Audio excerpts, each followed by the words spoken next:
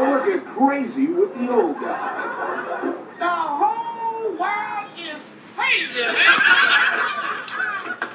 Man, women today are crazy, man. My wife, y'all don't know my wife, because my wife is crazy, man. You ever eat cheese doodles?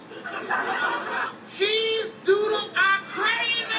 Yo, what's up, YouTube? This is Talking Crazy 88, back again with another episode for you. Wanted to do a quick podcast before I headed out to bed. Gotta get up early in the morning for work. But I just recently, over the past couple of weeks, I recently learned that our sister, Assata Shakur, has been labeled as a domestic terrorist. Now, for those of you who don't know who Assata Shakur is, I'm going to give you a brief history lesson. Assata Shakur was born Joanne Chesimard. And throughout her teenage years and adult years, actually when she became an adult, she joined the Revolutionary Party, the Black Panthers, which was infiltrated by COINTELPRO, which is counterintelligence program, which was run by the FBI to do surveillances on the Black Panthers movement, or groups like the Black Panthers, or subgroups like that, who are revolutionary black militant groups, which really was a group that helped black folks. Taught black folks how to read, set up schools, set up food and clothing drives to help the poor. They were making headway in, making a dent in the white supremacist society. Until, the FBI infiltrated them and destroyed them. Now, this sister was with the occupants one night. And, hold on for a second. All right, I'm back. Yeah, she was a part of the Black Liberation Army and the Black Panther Party. But one night in May of 1973, she was involved with a shootout on the New Jersey Turnpike, where a New Jersey state trooper was killed, and a member of the BLA, the Black Liberation Army, was also killed. Assata Shakur and another state trooper was shot and wounded. Matter of fact, this sister was shot in the back. So that means she was running away from the incident. And she was charged and indicted. And I read her book. She was charged and indicted with the murder, along with several other counts of bank robbery, armed robbery, and attempted murder, which she beat. She got 3 acquittals and 3 dismissals, but she was actually convicted of that of murder of that state trooper. Now, and she was sentenced for life in prison. And around 1979, she escaped from prison, where eventually she turned up in Cuba, where she was residing for the last 35 years. Now that I gave you that brief history lesson of this sister, I want y'all all to go out and go check out that book about her autobiography at the library. I'm going to put the information in the description box. But I wanted to talk about this case because this is always this you know it you know it always bothered me ever since I read that book. It bothered me that this sister was went through holy hell for our people. This is a strong black woman. This is an example of a strong black woman. Okay? But now the U.S. government, which our president, who is half black, big-eared, half black president of our, Barack Obama, who everybody loves, or everybody of color that loves him. And then you got Eric Holder, who was the first black attorney general, who's spineless, C-teamer. You know, this is the first thing that they do is label this sister, who hasn't done anything in the last 30 years of her life, never set up plans to overthrow the government. Okay? Never was involved in any terror plot to destroy monuments. Okay? This woman was living a peaceful life, is living currently, right now, living a peaceful life in Cuba. And I just finished listening to the minister, Louis Farrakhan's comments on this situation, where the government is actually going after this woman. This woman has a bounty on her of $2 million. And I wonder where all the black women who are feminists, so-called feminists,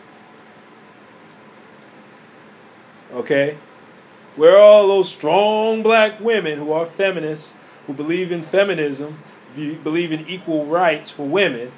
How come y'all not out there marching in support of this sister? How many videos or podcasts have you done to talk about this woman's plight? The government is about to setting up plans to assassinate this woman. This woman is 65 years old. And they're going to set this woman up to take her out. And even during that case, when with the murder of that trooper. Now, I'm sorry for the family, but something's not right.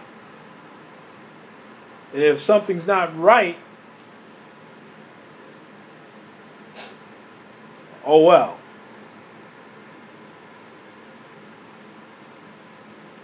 Somebody was doing something dirty that night on May 1973. And I don't know if it was this sister and the occupants in that car where these two troopers pulled them over for no reason. Got to ask yourself some questions. Now she's labeled as a domestic terrorist by that punk ass half nigga.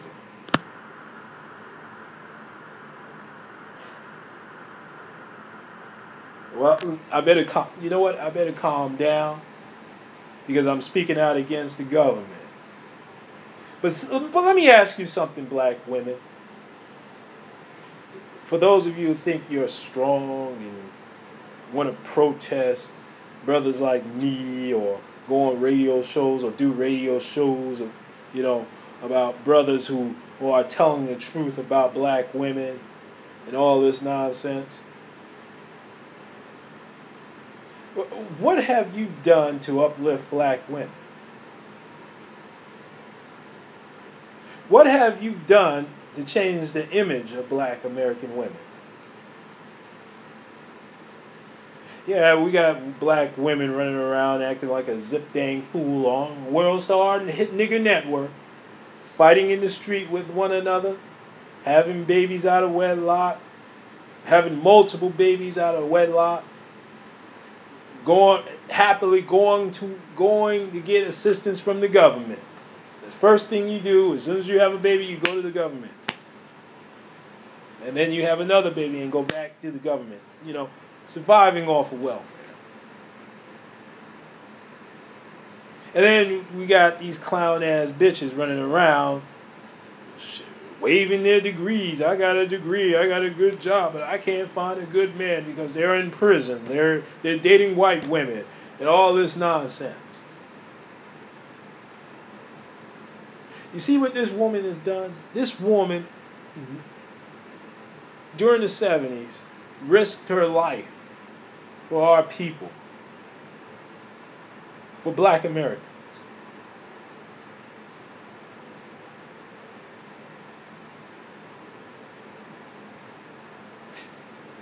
Then you're going to go running around acting like a zip dang fool to your men. Talking shit. Treating black men like shit. Degrading yourself. You don't need me to degrade you. You don't need me to put you down. Just go on World Star Nigga Network. Look at the behavior of the individuals that post the videos on that website.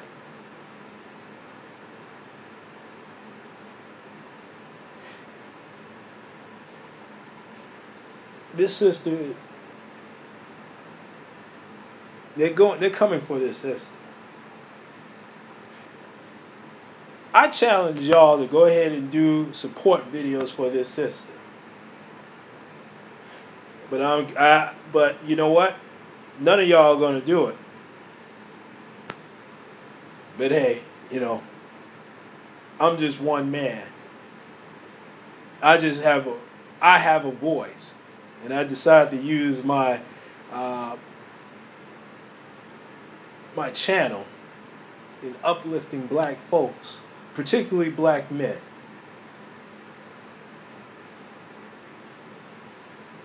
Assata Shakur, sister, stay safe, stay strong. I'll be praying for you. This is Talking Crazy 88, and I am out of here, people. Oh yeah, before I go, I remember having a conversation with my father after I read the book, and I was asking my father about Assata Shakur. And my father, and God rest his soul, my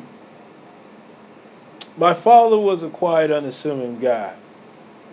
But as soon as someone is brave enough, a brother or a sister that's brave enough to take on the government, he was cheering for him. He was happy. He was smiling when he was telling me this story about how she escaped from prison. And my father was just beaming, saying, "Yeah, son, I don't want the government to catch me. And I hope they don't catch you too. I hope they don't catch you either, sister." But listen, I gotta run. Talk to you later. It's Talking Crazy 88, and I am out of here again.